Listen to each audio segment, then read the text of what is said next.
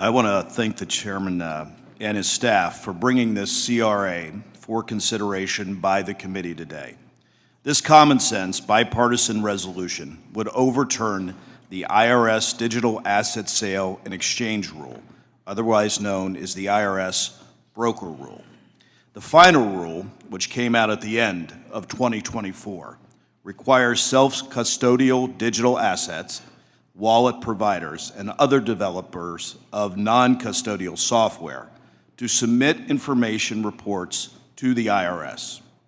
This goes well beyond the scope of the Infrastructure Investment and Jobs Act instructions to the IRS and Treasury regarding the establishment of rules for digital asset exchanges. While the IRS authority to designate self-custodial wallet providers as brokers is legally questionable, it is nevertheless inappropriate to impose consumer and technology-related regulatory policy through tax code, especially in the absence of explicit delegation of the legislative authority.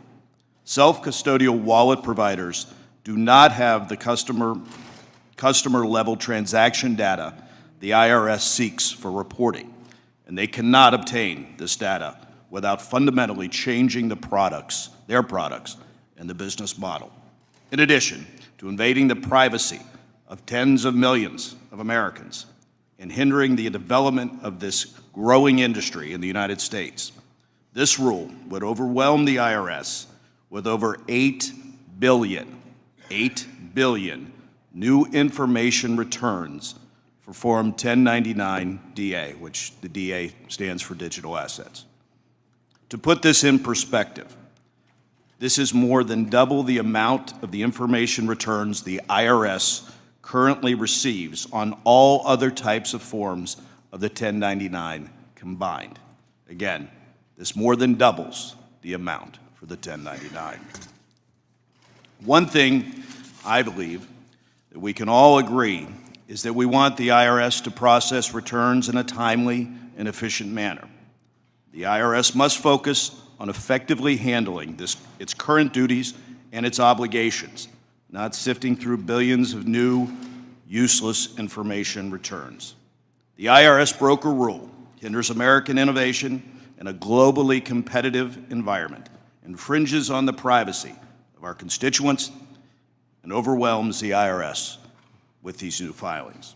Failing to pass the CRA would erode the security and privacy of self-custodial wallet users throughout the United States.